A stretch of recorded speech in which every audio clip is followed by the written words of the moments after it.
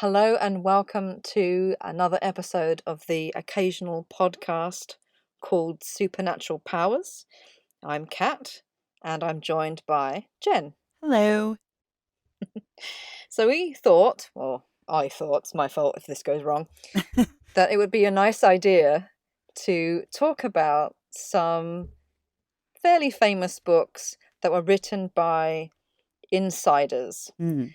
of the Beatles narrative. And we're going to start with John Green's Dakota Days. And John Green was the tarot card reader for John and Yoko. And I think, Jen, if you don't mind, Mm. because he's actually referred to as Charles Yes. through most of the book, and Charlie. to avoid having, exactly, to avoid having two Johns, Mhm. let's call him Charlie. Okay. Mr. Swan. Charlie Mr. Swan. Swan, exactly. Because it's a really interesting book. It's quite funny. Yeah. It's quite fun as well. And in the book, it says that Charlie meets Yoko on the 14th of May, 1974. But he doesn't meet John Lennon until Groundhog Day, 1975. Right, like when he returned from his long weekend with May Yeah, Pink. the last Yes. weekend. Yeah, exactly. Yeah, and he at the beginning talks about Yoko's emergencies Oh my God. because he's on a retainer, right? Yes. She takes care of all And of his bills. basically, yeah. Pretty I mean, the much. guy lives on Fifth Avenue, so he must be doing okay. Yeah. Even in 1975. He must be really good. Exactly. And he says that basically Yoko and John to some extent call him day and night, round the clock. Oh, That's why he's on a retainer. it's And ridiculous. that which is It, ridiculous, and that it Yoko's is. emergencies come in two kinds, the routine and the Titanic. And they're always so crazy and like, oh my God, if I was her card reader, I would smack her upside the head a long time ago. He has a lot of patience with her, that's for sure. But I guess you have to Yeah, when you're getting paid the big bucks. well, he's more than a card reader to her and to John. He's more like An a advisor. counselor. Yeah, an advisor. They ask him his opinion because he actually led them in some pretty good decision making towards business and stuff. So, he does have credibility, which is good. Well, I think it kind of helped that he wasn't neurotic and paranoid. Yes, I think exactly. that's it, really. He was able to counteract all the craziness that Yoko brought to the table. Even John, like it really does surprise me. Um, he seems like a skeptic at first, but he really does seem to give credence to the tarot readings and uh, the magic, I guess, that Yoko is involved in, which is funny to me because I don't know if this was after he made the song God or if it was before that. I think it was after he wrote I that think it's song. after. So it's just kind of odd to me that he did actually start to believe, and he would turn to Charlie for advice and whatnot. So I find that kind of interesting. Yeah, I find it also very interesting that Charlie's just one of many advisors. Yeah, He's mostly a tarot card reader, right. but Yoko, that is, has other advisors who are, psychics or numerologists or whatever the hell they are. Yes. It's like she couldn't wipe her ass without getting her cards No, read. really, it's like, exactly. It's like they couldn't cross the road without consulting the cards first Ugh. and making sure that the astrology was right. Or the numbers or the direction they were going or just Yeah, crazy stuff. yeah. Yeah. I think in the end they probably well, almost definitely, they wound each other up. Oh, yes. God, However neurotic and paranoid they were to begin with, they were a lot more so by the end. I guess what really surprised me about this book is just how neurotic and paranoid the two of them were. You know, I just, I guess, I guess it might be kind of self-evident, but it surprised me just to hear how insecure Yoko was. I don't know if she remained this way throughout her life, but yeah, I was just really taken aback by that. Yeah. Um, I guess it didn't really surprise me. I think maybe what does surprise me is the way that it's made. It's almost he spells a vision, doesn't he? Mm. It's in Technicolor with surround sound. Yes. You're really there. He does write it very A well. lot of dialogue. Sometimes, A lot of yeah, dialogue. there's a lot of dialogue. I wonder how much of it he actually remembered or how much of it he kind of just conjured up. See, so I actually read something about that, about how people do look at it as a sort of unreliable sort of memoir because of the dialogue. But I guess he has been stated as saying that he has a photographic memory and he can remember all of these interactions with them. But I don't know if I truly believe that. I guess the essence is probably true, even if every word isn't true, Right. that the idea is there. Hmm. I don't doubt that they are neurotic and paranoid, and I don't doubt that she had him on retainer. I mean, to the point where I don't know what kind of phone he has, but he can't unplug it and he has to wrap it up in a towel and put it in a In freezer. the freezer box. That's what I was wondering. just It's like, just just to get some sleep I, because she would call him all the way through the oh night, my God. It just, multiple times when through the night. when did she sleep? That's my question, you know? It's just Oh, she didn't seem to sleep. mm-mm. Doesn't seem like Like it. even if she'd be up half the night making calls to other countries, Mhm. and then she'd get like maybe 2, 3 hours of sleep, and then she'd be back up again. Yeah. It's crazy. It really is. And I guess I always knew that John and Yoko's relationship wasn't the sort of fairy tale love story that they like to, it's just like the Beatles myth, Mm. right? Oh yeah, um, but it did surprise me just how much they resented each other. Like Yoko says that, she resents John. She resents being linked to John's fame, that she wanted to be famous in her own right. And yeah. he resents her whenever she does something that takes her attention off of him. It's just, ugh. Yeah, they actually say some curious things in this book, and I do wonder whether they're true. Because at one point, he has Yoko saying that she believed she was a greater artist and a greater musician than John, Yes. which is incredible. Very But incredible. also, he also has her say at one point that she wrote some of his music and that his fans don't know that. Yeah, Do you remember that I bit? do. I, I do. I underlined that. I was like, what? Come Really? again? Yeah, and it's actually kind of funny. I sort of I sort of saw some parallels to John with Billy as well, and some of these uh, some of these characteristics that he, just going into severe depression, and it's all brought on by self-perceived failure.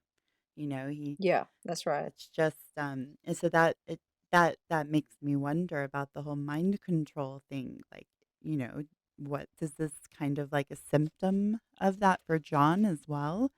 Um, just he like gave Yeah, up, very possibly. yeah.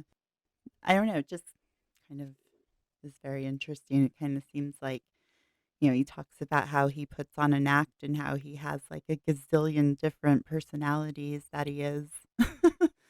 um, Yeah, and it's kind of sad because he also talks about the fact that, he doesn't have any friends. right.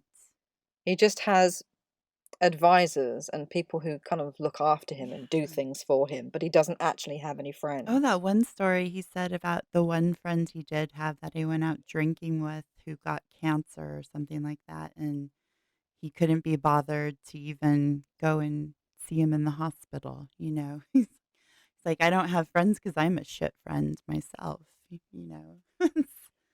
Yeah. Although I've had friends like that. They just couldn't cope with stuff, Exactly. you know? Mm. He also is quite impulsive. John is quite impulsive, but he comes out in different I ways. know. There's one bit in the book where he says to Charlie, "I want to look for the spear of destiny." I know.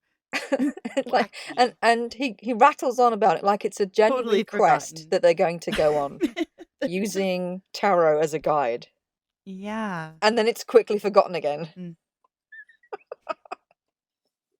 You know, for about 5 minutes, he was really, really passionate about finding the spear of destiny, and then it's like, "Oh, you know what? It's Tuesday. I'm done." They like to get a lot of different sort of relics from especially from Egypt, and that and like Yoko buying a mummy because she thought it was her past reincarnation. Yeah. It's like, "What?" And then she sees the mummy's face and says the mummy's too ugly to have been her. It's just I don't know. There's a lot of Just narcissism there. oh my god, and it just gives in, like, to the craziness of her thinking. Like, what? It's I don't know. It's just very entertaining. Yeah, it certainly The was. one thing that I was kind of let down though, in this book is I kind of wanted to, like, hear more occult aspects. Like it would have been cool if he would have, like, talked about the decks of cards that he used or if he could remember any, like, specific cards that he drew, repeated cards. Sure. Um, Also, like, they do talk about how they went, with I think it was Sam, I don't know his last name, her art dealer Which one? friend. Because she had 2 of Uh, them, and they were both called Sam. I think I'm not sure if it was the one that she ended up romantically involved with. Oh, They well, went on that actually, hunt to she was see romantically involved with both of them okay, because she got well, around. she did. Oh, she thought all men found her attractive. That's another Oh, hilarious that's absolutely brilliant bit of the book where she goes, "I don't know why yes, men are so attracted to me." You know, when I first knew the Beatles, I really wanted to get with Paul McCartney, but I'm the kind of girl that, makes friends with the best friend of the guy I really want to get with in order to, get to know him. And I could tell that he right. was really into me, but, he was with Oh, he Linda, and he only married her because he felt this sense of competition with John and I, but I could tell that really he wanted to be with me. Like Linda was a oh, consolation prize. It's just so exactly. stupid.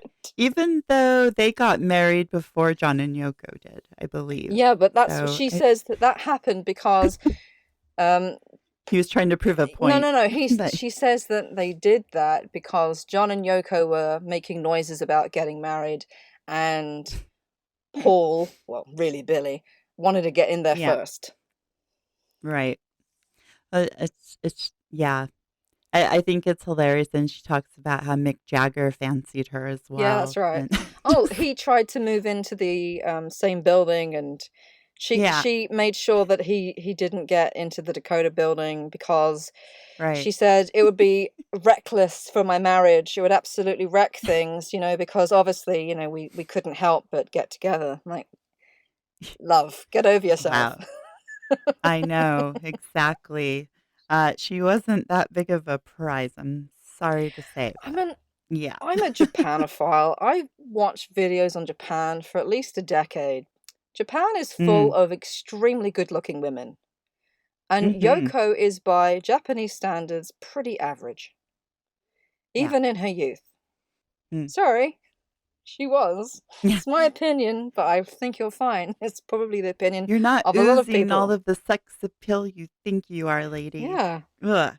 yeah, yeah. But going back to the occult aspects. I was sort of Mm. surprised a little bit, but then I thought maybe that has something to do with the fact that most people don't really know or particularly want to know about those sorts of things, and maybe he thought it would ruin Yeah, the sort of humor of the book.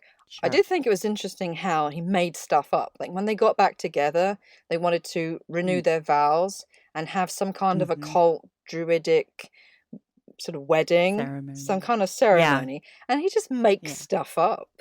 It's like, Yep. yep, you got to start bathing, you got to wear white, you've got to make an altar out of 2 white cubes.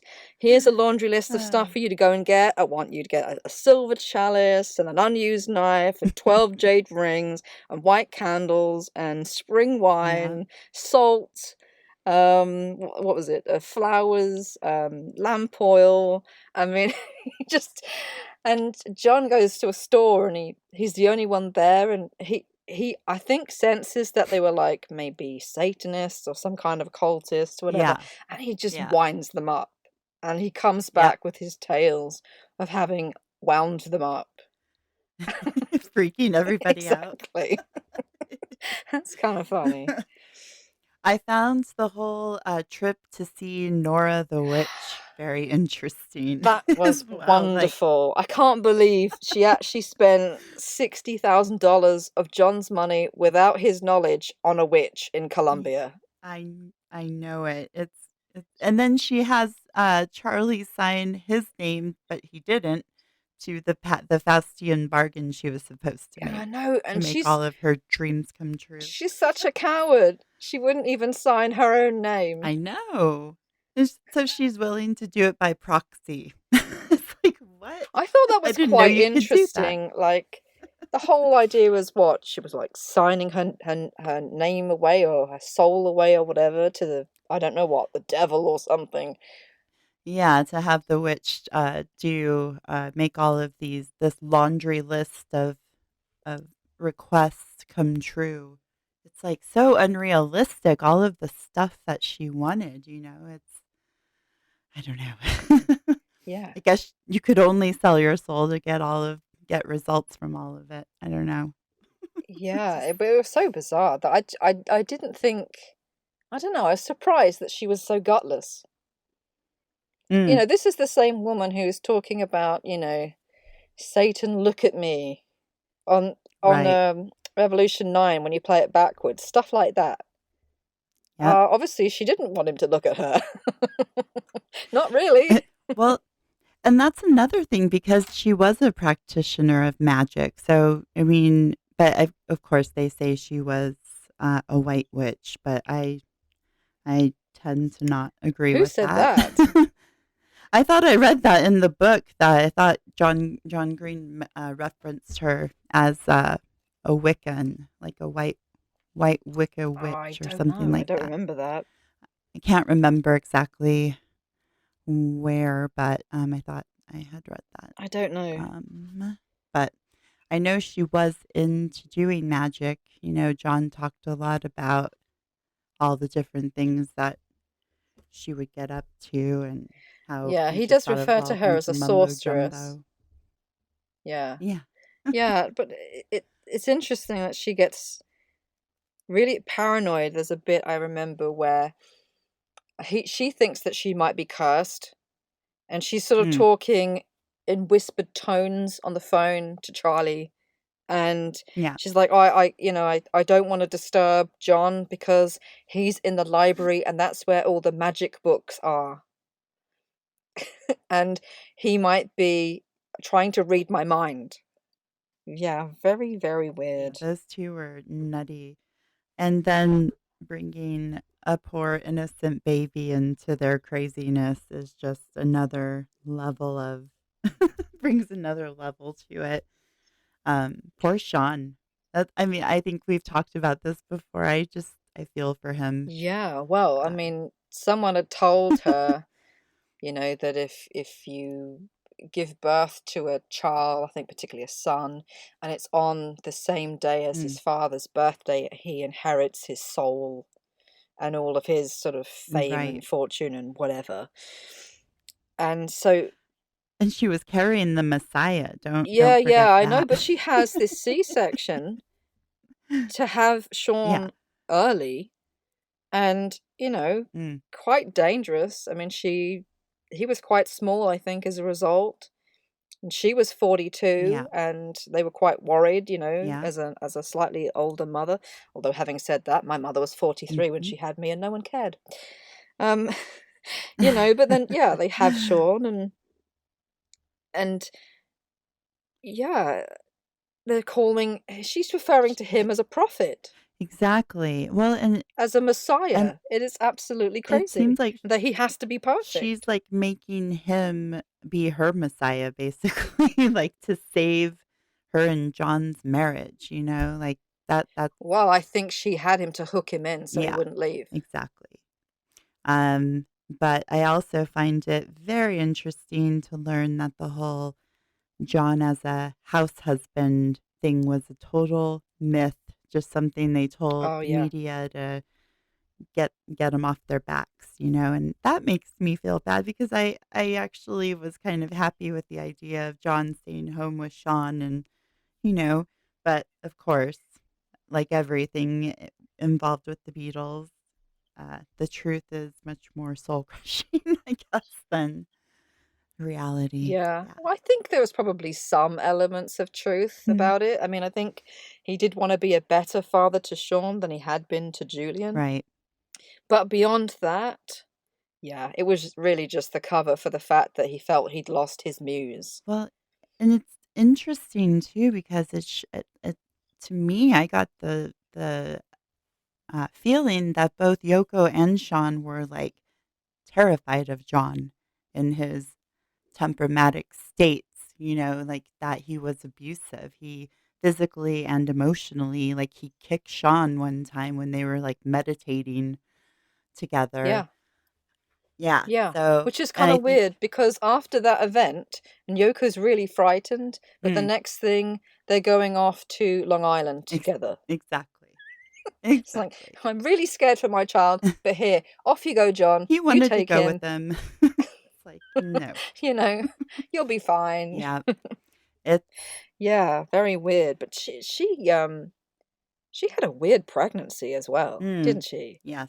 She's like constantly chain Chain smoking and eating smoking. chocolate. Yes. Hiding it from John too because of their macrobiotic diet or whatever. She just Yeah, she wouldn't let him do stuff, but it was absolutely fine if she yep, did.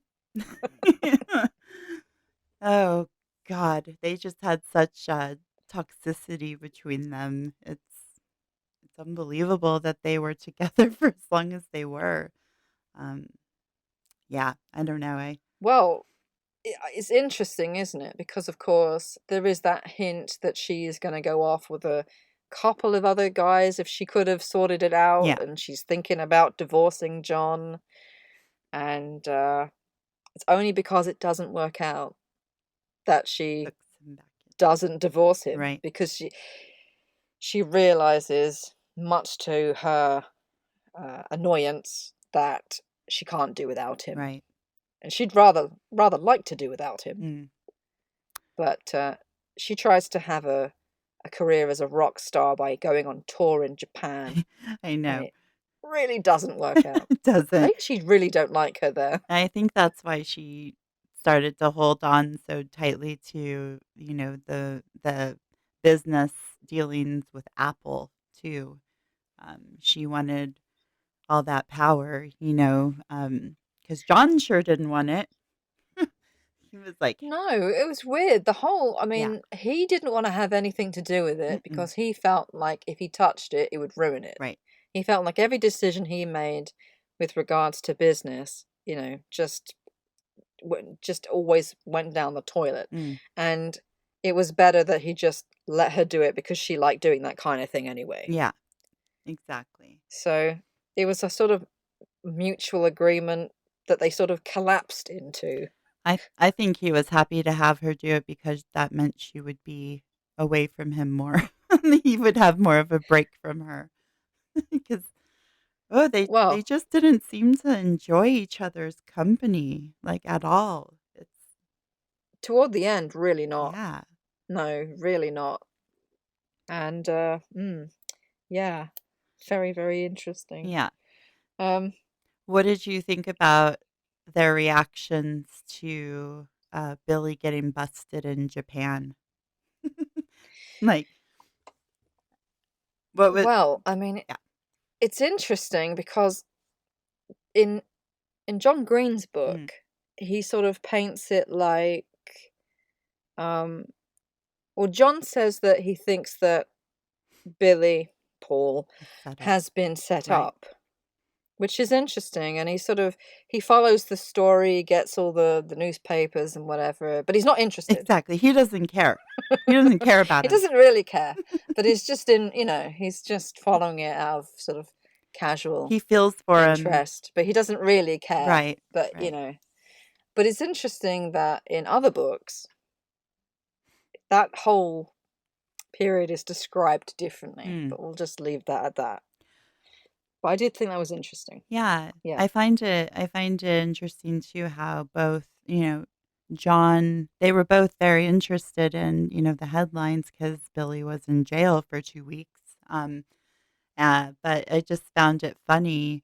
That's where the whole thing of Billy being attracted to her came up because she had so much interest in what was happening with him.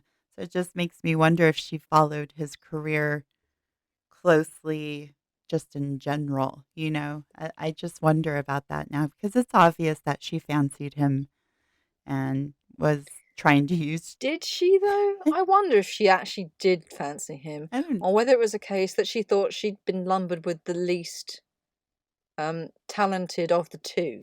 Well, I meant she fancied Billy and kind of got stuck with John.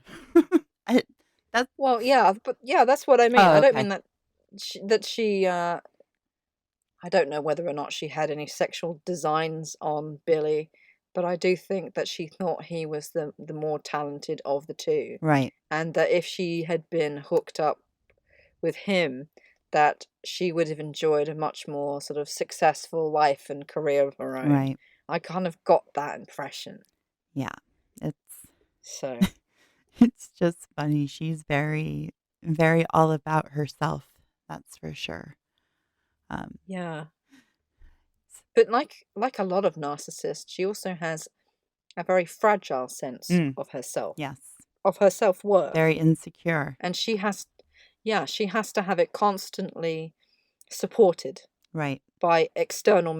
means all the time. She has to have the idea that she's really good Yeah. as an artist, Yeah. It seems like reinforced all the it time. seems like she has to have people around her all the time as well. Um, just kind of seems like that she can't be alone with her thoughts, kind of thing. Um, I don't know. I just got that vibe that, like you said, she does have very vulnerable sense of herself. So, but that and that sort of line of thinking, that's kind of like why I find it interesting how John talks about all of his different sort of personas, and like when they were in Japan, he kind of like fell into a depression and was imagining each different form of himself, like hanging in the closet or draped over the sofa, like just weird kind of imagery. Um, I Hmm. just, I don't know. I felt like that was, I don't know. It sounded like kind of like DID to me, or even narcissism, because they like to parrot and copy uh, the person that they're with. They're very good at you know, parroting back Yeah, what sure. you like. Um, I think, I don't know, but it was definitely depression. yeah. And did also get the sense that he was sort of splitting maybe into alters or something. Yeah. But the thing I also picked up out of his depression was the way that he would sort of fantasize about violence. Yes. Yes. Yeah. You could tell he was a very, I mean, and I knew that from reading Cynthia Lennon's book, John, about his temper and his, he had a very Oh, yeah. fragile ego as well, too. It was very big, but fragile. Oh yeah, very much so. Well, I mean, yeah, I've read Cynthia's book as Mm. well, but the one that really depicts his anger and his violence is May Pang's, Ooh. and we'll get to Yes, that. we will. I'm excited to get to we that. we will get to that one. That one is a very, very revealing, and I love her book, but that's for another Yeah, time. you said it was a So, page turner, so. oh, Mhm. it is, it really is a page turner. Cool. Yeah, he really couldn't handle his anger, um, and certainly his drink. Right, right. And I actually, to the point where I wondered whether he had some kind of alcohol allergy. Because I met someone who had an alcohol allergy once, Hmm, and they would go from completely normal to absolutely unhinged really? in one drink. Wow. Huh. Oh yeah, to the point where he almost killed his best friend with a spade. Wow. I've never even heard Yeah, of that, you know. Wow. and yeah, he narrowly avoided jail on the understanding that he would never drink ever again. Oh, wow. I So hope he kept to that promise. yeah, he did keep that That's promise. good. That's very good. He knew he couldn't not keep that promise. Wow. So, Yeah, I mean, yeah, I did wonder that.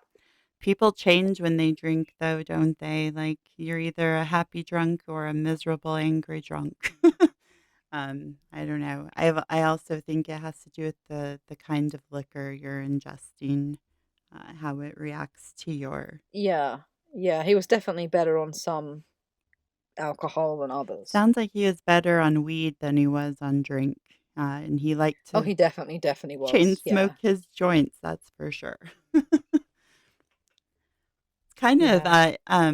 surprised by that because I thought Yoko forbade him from using marijuana. And so just to hear that he would lock himself in his room and just chain smoke joints all day long kind of surprised me. I don't know. I think she gave up on him to a certain point, Yeah. as long as he wasn't personally annoying her. Yeah. Or drinking. Yeah, Yeah. but she was doing stuff Oh, anyway. yeah. Oh, yes. She would be in the studio and do a line of coke or whatever just before she had to sing Yep. And that's what I was in thinking. front of everyone. That's why I was thinking why she didn't sleep very much. I wondered if she was, you know, being revved up somehow. I don't know. They were heroin addicts, so I mean, it's not out of Yeah, they the were at one point. yeah. Yeah, So it's yeah, not too outlandish to think that they would dabble in other things, you know. But yeah. yeah. Oh, it's just all like uh all of it, the drugs, the neuroticism, the paranoia, the selfishness. It's just like all this huge ticking time bomb. And I don't know. I don't know how you feel about the whole, John's assassination, if you feel like Yoko was in on it or not. Um, Well, it's interesting. I noted that she started, or at least John Green mm, says that she started talking about um, letting the security, go away and mm-hmm, just have days off and trips away and whatever, right. from like July of 1980. Yeah, because they did instill a security team after they did get threatened with, murdering and kidnapping Sean and all that. So, yeah, it is very Well, curious. it's interesting, isn't it? Mm, Because Sean had bodyguards most of the time, mm-hmm. but uh, as they put it, in fact, it's interesting because both John Green and Fred Seaman both sort of word it the same way, that no one was guarding the king. Yes. King John, as he called Exactly. himself. Yeah, Yeah. it's I don't know. I am of that thought. I think she had something to do with it. I think she was a CIA plant, a handler, if you will, for him. Um, Yeah. and I think that's one of the main reasons they were together. But I think she just started to not be able to handle him anymore. And he was getting too unpredictable, I guess. I don't know. I mean, I Partly, and I think partly because she's the sort of person that honestly probably didn't make much of a handler. I yeah, mean, she could barely handle herself, never mind exactly. somebody else. Yeah. And I think that she just got to a point where she really wanted out. Mm. So, Y- but uh, ego wouldn't let her walk away mm, because that would mean that she'd failed. And also, she understood, after repeatedly trying to hook up with other people, that without him, she was just some random eccentric lady, Right. Right. you know? So she couldn't do without him. And that really, I mean, excuse my language, but it really pissed her Oh, off. yeah. She started to resent that's what I meant, like, she started resent him, and, Oh, yeah.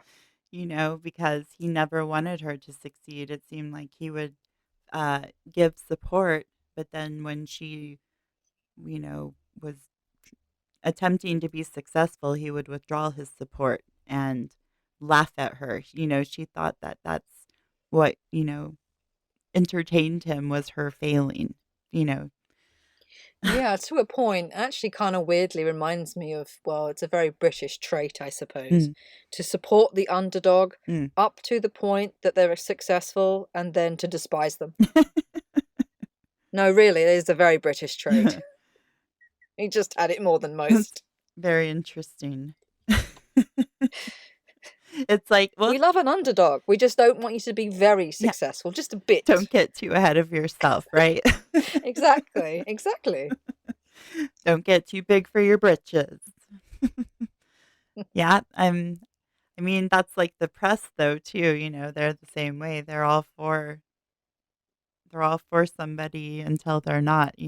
Everybody loves the rise and then they love the fall even more, seems like. Yeah. But yeah, I don't know. Yeah, but they had Overall, some really weird business, though. I mm, mean, there was a lot of like dairy farms and stuff that that they invested in. that surprised me. And then you were saying that Yoko now lives on one of those dairy On farms. one of those dairy farms Yeah. that they bought back in the 70s, yeah. Crazy. Yeah, like, I loved all the business ventures they were gonna do with that, like, bottle the spring water and Yeah. sell None of it came to anything, nope, really. nope. They even No, wanted to because they couldn't be bothered. nope, they can't, and that's the thing, there's, like, no follow through with those 2, you know? No, they would get very excited about a new adventure. Uh, Um, and then as soon as they'd started on it, they kind of abandoned Gave it. up. And it was only when, like when John went to Bermuda and he was sailing, learning to sail and wanting to go on a longer trip. Mm, And then they get into a storm. And it's only when he's in a situation like that that he cannot walk away from yeah, that he will follow through. right. It's kinda So sad, and I don't know if that's indicative of, being a celebrity or if it's just because that's the kind of people they were. Um, it seems like they were used to having people do a lot for them, and I don't know, maybe it was just too hard for them to do it for themselves. I don't know. I really these 2 are just kind of an enigma, and again, I will say I was very surprised to hear how dysfunctional of a relationship they had. Um, I knew it wasn't perfect by any means, but I didn't realize it was this messed up, Where they, I think yeah, John it's supersonic. yeah, and I think John Green says something like the 2 of them both have, issues with their fathers. John's dad wasn't there and Yoko's was always away. So a lot of their issues stem from their daddy issues, I guess. I thought that was kind of an interesting observation. He had a lot of good, level-headed observations about the 2 of them. Um, he always, like you said, he always seemed to be the level-headed party between the 3 of them. Yeah. Yeah. Although sometimes John would make some very Mm, interesting and very accurate observations mm, of his relationship with Yoko. mm. like almost like he for a moment stood outside of himself Right. and looked in at their situation, and for a moment he saw how crazy it was, Yeah. and then it would go again. I think he kind of did that with Julian, with his relationship with Julian too, and he realized that, you know, Julian only thought his dad loved him by the material things that he bought him, and so when Yeah. he tried to, give himself emotionally to Julian, Julian's like, "What are you doing?" You know, I don't want this. I want a guitar. I want, something cool that I can show my friends back home that you gave me. It's so I mean, like he was definitely aware of that. So I mean, yeah, I think that's a good point to make. He had these moments of objective clarity, but I just I don't know. Yeah, I think he felt very isolated. Mm, Like he would make statements, about that, like with Julian, he would give himself or try to give himself, mm, just himself, to a person, and it was never enough. nope. They wanted something else from him, Yeah. and he also has the same sort of run-ins with his Japanese family Mm. because they look down on Oh him. yeah, they They He has the Japaneses, as he calls Yes. them, Yoko's nieces, and they run up a huge bill, and they're not really interested in him. Mm-mm. They're kind of interested in Sean because he's half Japanese. Yeah. Um, but But yeah, I mean, even with Yoko's mother, but didn't her sister marry a European man, and like Yoko says that, her mom loved her sister's husband but just didn't like John. I don't know. I thought I read I that. don't know. I don't remember that. But anyways, yeah, it is interesting how racist they seem to be. Yeah, yeah, they had Yeah. little time for John and Mm-mm. anything to do with John. Nope. But I don't know, but I suspect they were probably still quite interested in his money Yeah. because that always talks, doesn't Oh, it? it does. But, I mean, Yeah, when you're talking about people who come from old money like her family, I guess it probably doesn't. Um, you know, yeah. they look down on Well, that's why he was so panicky when they had Sean. mm, He's like, oh, Yoko's got this incredible bloodline right. that stretches back for hundreds of years, to like, I don't know, the shogun and emperors and whatever. And what have I got? I'm just me. Yeah. And he starts reading up on sort of Celtic mythology and stuff to try to be able to give Sean something more, Something exotic. because he wasn't enough. And Right. that was kind of It sad. is sad. It's very sad, and that gives a glimpse into, again, the fragile mindset that he was in. I don't know what I don't know. I wanna obviously, it's like a amalgamation of all of his experiences, but I would really love to know, like, what made him become so unsure of himself, when he was really, really great, at what he did. Um, Yeah. I don't know, but being away from Yoko definitely helped yeah, yeah. because when he goes to Bermuda, like long term, he goes away to where is it? Cold Spring Harbor, Mm, Long Island. Long When he Island. has time away from her, he definitely improves. Right. They think And fondly of each instead, other. yeah, well, he gets his muse back. He starts to write songs, Yeah. and he's written a whole album's worth. Mm, He tries playing them down the phone to Yoko. She's not even interested. mm-mm. But it doesn't matter because he's like, "Ah, no, I've got it now." But yet And obviously all those songs eventually become double and fantasy. she's always saying how she wants him to be, in the creative process and to get writing again and whatnot. So, yeah, it's very interesting when he does, she shows no interest. Again, it's that fickle mindset of, I want something 1 minute and then the next, you know, forget it. It interesting. Yeah. Although I do find it interesting. I don't think it's in this book. I think it's in Fred Seaman's because I've read several books I in know. quick succession. All on Um, the same but topic, he, basically. yeah, I know. But he does confirm what I'd always suspected, Mm. that that double fantasy was named after the flower of the same name. Mm. So Uh, just a little thing I was always wondering. Also with Fred Seaman's book, I mean, we'll get to it eventually, but he gives more insight on the sort of Faustian bargain, that Yoko was said to have signed. And that's another thing, John Green doesn't mention Fred Seaman at all in his book. No, he doesn't, and I thought that was really surprising Yeah. because Fred does Mm. mention John Green, Right. and he does mention May Pang. Mm.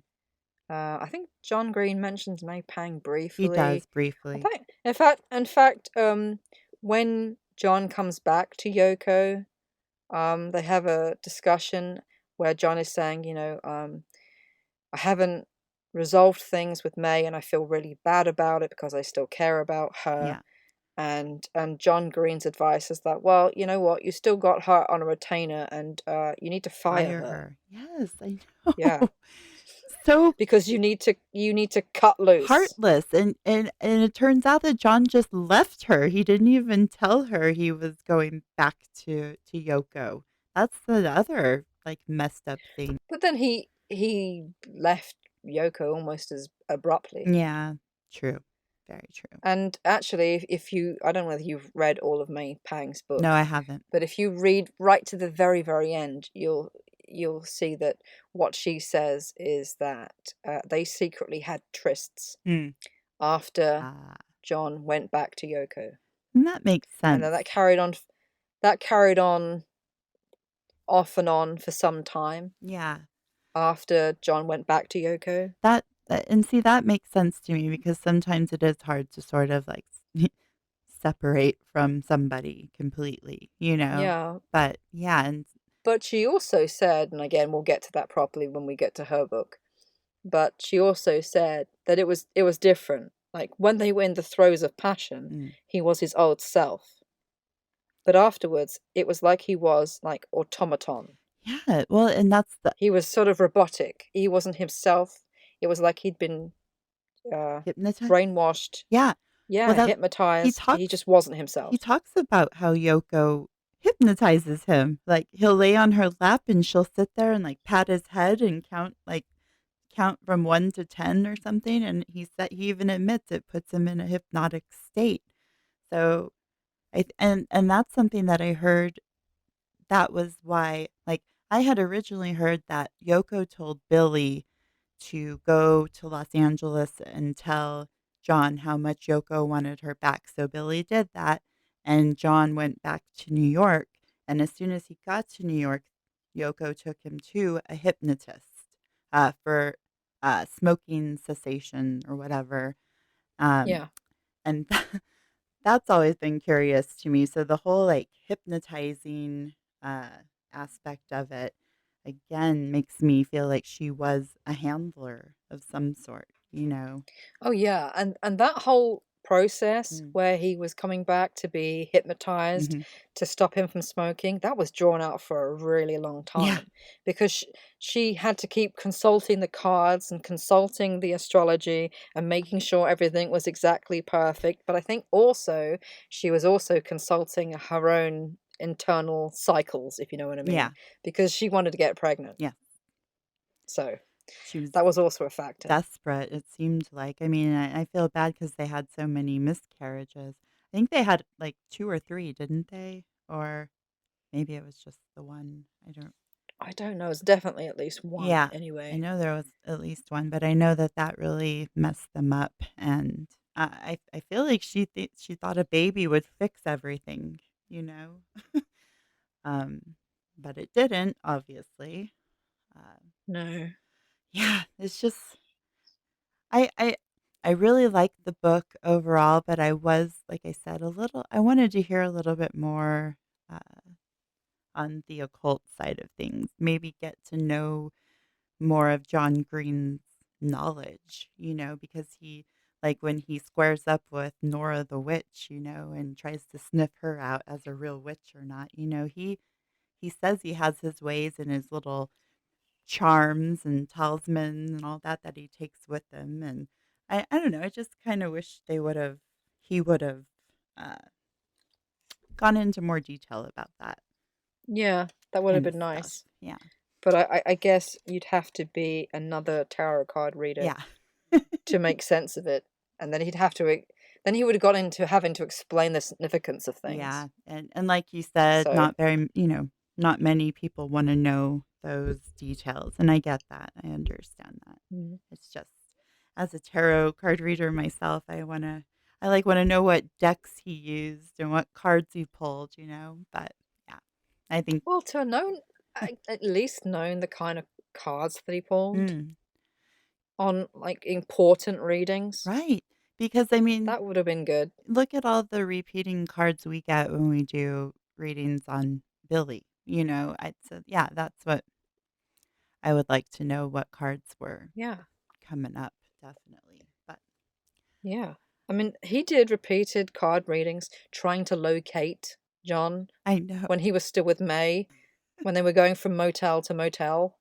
And I want to know, what was he doing? Yeah, me too. It's How did he find him? how do you Like, yeah, how do you get that yeah, how did he specific? find him with tarot? Yeah, me too. I found that very curious that he's able to answer a lot of different specifics with his cards. And yeah, I'm with you there. I wonder the same, like, it's just a little interesting. Overall, I think it was a good book, but Oh yeah, I definitely enjoyed it, and it was a page turner. mhm, And I mean, I read it twice quickly. yeah. So So I read it once through, however long ago it was, back in the summer, I guess. mm, And then I read it again in another day. So, yeah, very and easy I read read. slow. Yeah. I read slow. I'm dyslexic, so It's an it was easy definitely read. an easy There's read. lots of interesting things to read in there, right? The stuff that we didn't go over. But yeah, I think if anybody's interested in John Lennon's final years, it's a good book to get. Definitely. Just the whole insight into their beliefs, I think, is worth it. Just their Yeah. crazy stuff the lengths that they went to get answers and whatnot. Yeah, and it was kind of weird. Like they would have a tarot card reading on, say, whether or not the sales would be good on the next record, Right, rather than worrying about right. putting out a good record. It's all about the money. And that was particularly true for Yoko. Well, and that's what she's been accused of since John died, isn't it? Like she's cashing in and selling out the Beatles' name, with her share of the Apple Corps. Um, it does seem to be a lot about money with her. Oh yeah, no, it definitely is. And it's because she spends $60,000 on a damn witch. She needs the money.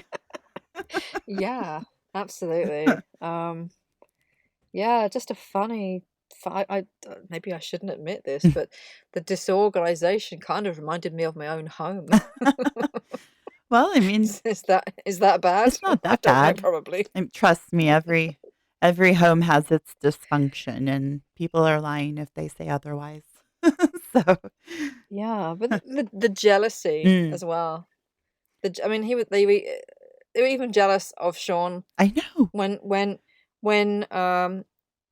they had Sean. It made all the papers, and they saved all Yep. the newspaper clippings. And John was sitting there getting, in one sense, he was, obviously pleased because he had his son and he was healthy. But in another sense, he was Yeah. jealous because it's like, damn it, I used to be in the papers every damn day, and now I get Now nothing. my damn But son's I have a kid, and it's all over the papers he's again. getting more You press know than me. exactly. He's getting more press than me. That's exactly it. Ugh. I just think that's so sad. Like, what a bunch of megalomaniacs they were, It's just very sad. Oh, Yeah. that's why I wonder, like I was telling you, like I wonder how Sean is as a person today. Like I hope he had other influences in his life rather than just his mother, because he didn't have John's influence for very long. Um, so yeah. No, but to be fair, he probably actually spent more time with his nannies Yes, because definitely. he had a laundry list of nannies. Oh, they rode in their own limo, didn't they? So John wouldn't be annoyed Yeah. by Sean's crying. It's like, I, what kind I of La think he La probably Land do thought you that his live nannies in? and his bodyguards were more family than his actual Yeah, family. and that's so sad. At least as a little kid, See, anyway. and that's one thing, at least with Billy, I can respect is that he was a family man and that he actually had a hand in raising his kids. They weren't nanny sort of parents. And No, and that's exactly when they have a conversation, don't they, Billy and John? mm, He's like, so what have you been doing? And John was like, oh, I'm just being a daddy. And it's like, that isn't gonna wash. This guy's a father many times over and exactly. puts an album out every year, Yeah, doesn't hold and him back. he knew. Yep. Yeah, exactly. He knew that that wasn't gonna wash. Mm-mm. Yeah, so then their conversations would just turn into like cheesy, you know, pleasantries and nothing deeper, which is sad, just concerning.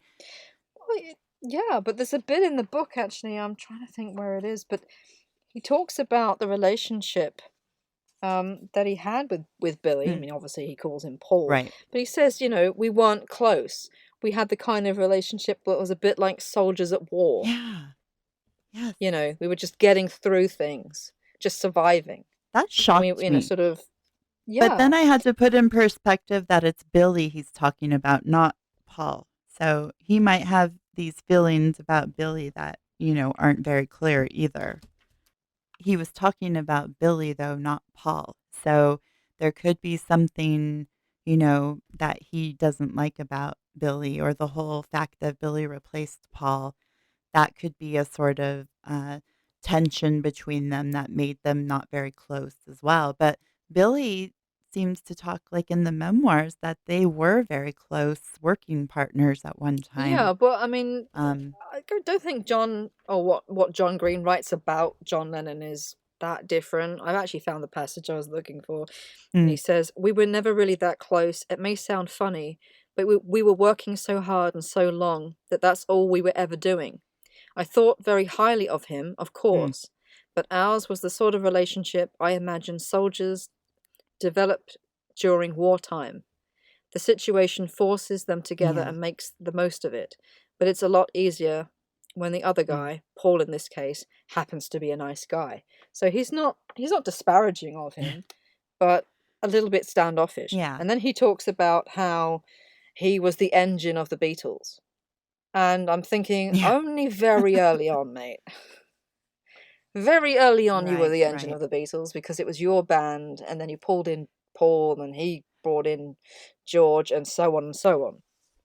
But it's just like what he did with Yoko, he gave up all of his rights, to be a leader and to have governance over his business. He let Billy do that. He let Yoko do that. So it just kind of says something about John's character in a way too, that he wasn't as sure of himself as he wanted people to believe. Um, I don't think he was as strong of a leader as he may have thought he I don't was. know, I maybe don't it know. just changed after Paul died. I think maybe, I think Yeah, even Billy says that in memoirs that after he after yeah, he had died, he kind of gave up. And I think he right. probably did become quite a different person. So, Yeah. And all the LSD and stuff didn't help either. oh God, no. Well, I Shattering his think his mind mind. was just screwed because he'd lost so many people over a lifetime. Right. And Paul was just, I think, maybe the last straw. Yeah. And then adding in a cocktail of drugs on top of it and having a wife like Yoko, I think, yeah, I think, I think he was slowly losing his mind. Well, and with that in mind, I do find it interesting what he says about, them being in a situation that was forced upon them and had to deal with it, like soldiers in war do. Like that alludes to me, like back to the whole arranged Tavistock thing, that they were forced together to continue the myth of the Beatles. Yeah. I don't know. Yeah. One thing that I did find interesting is when John was talking about how he went to go see the show Beatlemania, and he was in the audience, and Yeah. he said he said something like, "They've made a copy that's superior to the original because Yes. people could actually hear them, and they couldn't hear the Beatles." But so he's like, "What do they need me for?" And I just thought that was kind of an interesting. Then he says something about having they have the clones do it better than the originals, Yes, that's right. Yeah, that was a great bit. And I kind of felt Yeah, sad for him. But yeah, I kind of me too. also thought that's probably what Paul felt as well, Yep, exactly. you know, because I think they were using doubles even when he was Yep, alive. they were. Yeah, I I Yeah, think they were. I I mean, agree. and I'm talking also in performance. Yes. So, I think I really wonder about that last appearance that the Beatles had on the Ed Sullivan Show. Mm, The one where Paul supposedly plays Yesterday, but it's a guy that's way too tall, and the other yes. Beatles go off stage, and whoever it is plays Yesterday, and John comes back on the stage and says, "Thank you, Paul. That was just like him," Yep, yep. because he couldn't Well resist. and that's funny you bring that up because I've always thought that Paul looked weird in that performance. Yeah. Like, there was something off about him, so that's I want to know interesting. who it was. That's what I Me want to know. too. Oh god, could you imagine? What do you do? "Oh, I double for a major celebrity." It's like, Yeah. that's what a crazy, crazy life, I want to know if that was like mimed as a performance or whether it was a real performance or, who it was. That performance is really weird. I've always thought it was really weird. So overall, like, what are your feelings about the book? What are my feelings about the book? Mhm. Well, obviously, as we said, it was a good read, fun read, Mm. quite insightful into the sort of relationships that John and Yoko had with each other, but also with the people they employed. But Yes. obviously, The servants. yeah, the servants, and because Yoko in particular has Yeah. zero problem putting servants down in a way that I think John was a bit more respectful. Um, Yeah. Yeah, she was a biatch, that's for sure. I bet people spit in her food plenty. yeah. So yeah, a fun read. I wonder, um, particularly because there's a couple of bits that I've read in other people's books that the narrative is described quite differently, and I wonder how much of it is true. I think probably broad strokes it's true, but talking really specifics. Right, and that's just like you said, the reactions between, Fred Seaman's book and John Green. Well, I mean, it's specifically when Billy gets arrested in Japan. Yeah. It's specifically that Okay. bit because John Green is describing a situation where John Lennon is trying to look like he doesn't care when he obviously Yeah. does. And he's describing, well, let's call him Paul, although I find that quite Yeah. hard. He says that Paul's, knows better than to just walk in with a load of dope or whatever, and clearly he was set up, and the guys who went through his suitcases in Japan are obviously jobs worth Yeah. and all this sort of thing. But the story that Fred Seaman tells of exactly the same event is that John and Yoko are, laughing their asses off about this, Hmm. and they find the whole thing hilarious. And it, couldn't have happened to a nicer guy, kind of thing. It has totally different That's vibes. very interesting. Yeah. Hmm. That is. extremely different in reaction. Mhm. So who's telling the truth, who's I mean, they might embellishing? both be true in different Yeah, moments. I mean, that's still a possibility, but true. it does make me wonder about, what is true and what is just Right. embellished for, I don't know, dramatic Mm. effect or comedic effect. I don't I know. really look forward to reading May Ping's book now. Just from what I've heard from you about it, I think it'll be an interesting read.